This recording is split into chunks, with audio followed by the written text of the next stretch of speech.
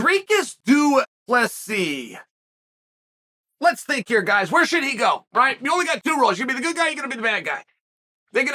People are going to cheer for you, people are going to boo you. So, back the tape up. He's got a very beautiful record, but I believe he's only had 5 fights within the UFC. Of those 5 fights, after he had 3 fights, so going into his 4th, he finds out that he's going to be on the undercard. Now, this takes you back to December, and this is where Du Plessis jumps onto my radar. I came and I talked to you guys, and I told you Du Plessis versus Till isn't going to happen. I never elaborated as to why. I just told you that it wasn't going to happen. Now, the answer why I didn't tell you is I knew about the knee injury of Till. I thought it was going to get pulled out. There you go. Never told you that part, have I? But he raised a real stink that he was on an undercard, and that got my attention. That got me looking. Now, not only was that effective and was that smart, we're now seeing other guys doing it. I mean, that's one of the great telltale signs if your idea and your approach worked. Do you get copied, right? I mean, everything's hindsight. You got 2020 in hindsight. Well, a period of time has gone by, and now we're seeing guys. I saw one as recently as Saturday. The dude was ranked. He's ranked like number 4 in the world. He says, I'm on the undercard. I'm 4, he's 3. We're undercarded. Guys that aren't ranked 4 or 3 are over us. This isn't right. The UFC came out, and they agreed with him. They said, you're right. You have that right. We should have put you on a main card. Interesting. I just suggest that I don't believe the gentleman Saturday ever would have raised that point had Du Plessis not have done that back in December. It was very wise to do so.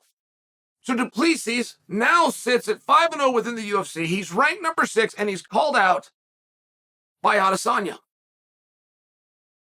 It seems to me like everything is going his way. I mean, I feel that we're just moments away from finding out Du Plessis is in a world title fight, which, by the way, is a really interesting match by the X's and O's. All of you are very familiar with Adesanya, and some of you don't know Du Plessis, and it's always a popularity contest. I understand that, so but you're not quite aware how hard that fight is. Some of you, until I just said it now, aren't aware that Du Plessis is undefeated within the octagon. 5-0, beating 5 guys. That's a lot of guys to beat. I mean, not for nothing. You beat 5 guys. That's very meaningful. Very real opponent, but he's now in a back and forth as recently as last night with Kelvin Gastelum. And as I'm looking at it, I mean, you got to understand, Du Plessis has the ultimate bad guy name. Like, it just reads well. It just sounds like a villain out of a movie. He gets in this back and forth with Kelvin. Everything's going fine. He's calling Kelvin, and Kelvin's answering to it. They got this back and forth, but the whole thing ends in relatively short fashion, and it ends with both of them giving the proverbial nod to each other, shaking hands, laying their weapons down and walking away. I believe they even both wished each other well, but it was very sincere, not like you're condescending. Like they agreed that they're not going to continue their beef with each other and shared their respects and parted ways. And I'm just saying, I wonder what you think about it.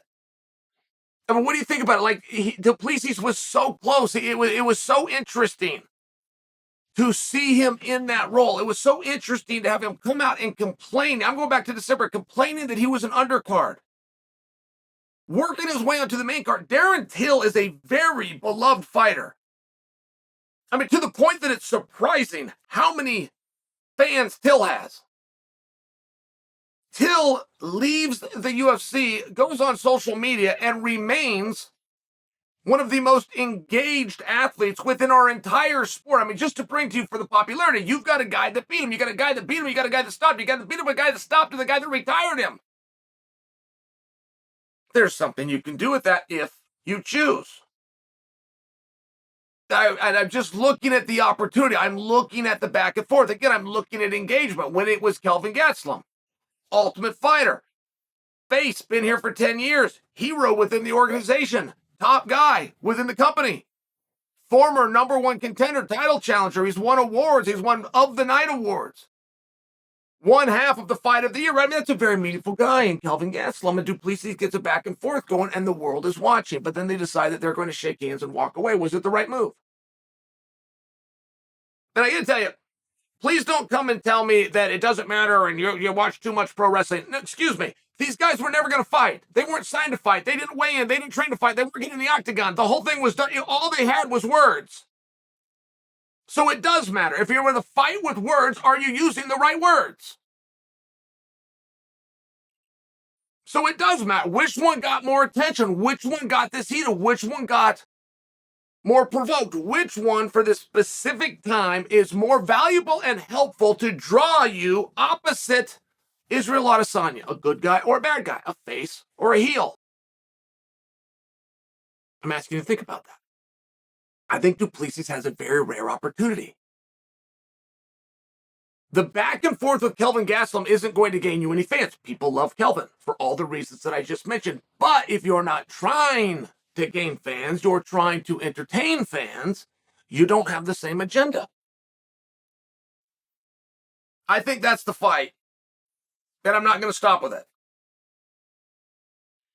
So many people, I believe, are missing what's happening at 185 pounds. You got a group of guys that don't want to fight each other. You got a group of guys that don't want to insult each other. I mean, this even showed in the exchange that I'm telling you where they both decide to make nice in front of everybody and walk out the door. Like, it's just a really weird time at 185 pounds. Sean Strickland, the most rambunctious one of them all, I have the foggiest idea what they're going to do.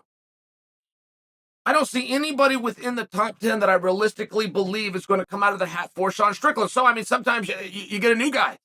You know, a guy that gets to break into the organization. He's going to have to jump on a grenade, but he's going to be given his opportunity. Is that what we're going to do here? I don't know how much I believe that. You got Strickland talking about he's going to leave the division.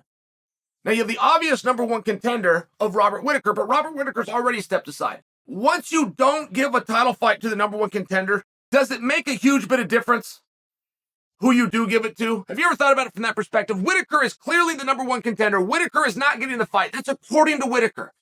Whittaker himself laid out a scenario where he gets back in there with Adesanya, and it involved Alex beating Izzy and him beating Alex. I mean, not for nothing. He's already taken himself out. So if we're not going to give the title fight to the number one contender, does it make a difference? Do you care if I go to 2, 3, 4, 5? If I didn't give it to the guy who's clearly the guy, does it make a difference? I don't think you've ever asked yourself that question. I don't think anybody's ever presented that to you.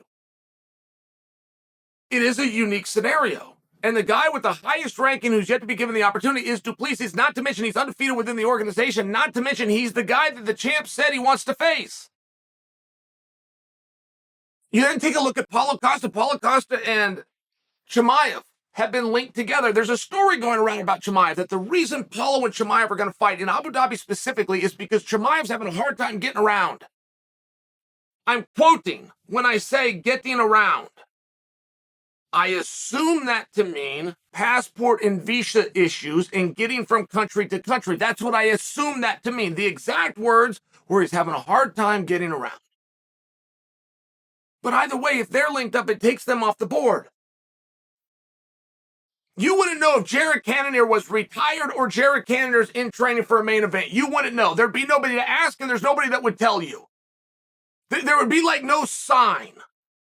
There would be no fogging of a mirror, right? Like you couldn't go to social media and do a level work of investigation. You couldn't go to his teammates, his training partners, the gym. He's like, there's nothing that you could do that would give you a clue if Jared Cannonier is getting ready to compete again in a high-profile match or if he's retired from the sport.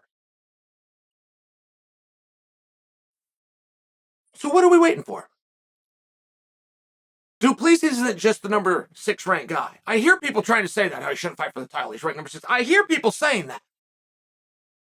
He's not a number 6 ranked guy. He's an undefeated UFC fighter. He's 5-0, and he's the guy that the champ called for. If you're going to tell the story, I'm just asking that you tell it accurately.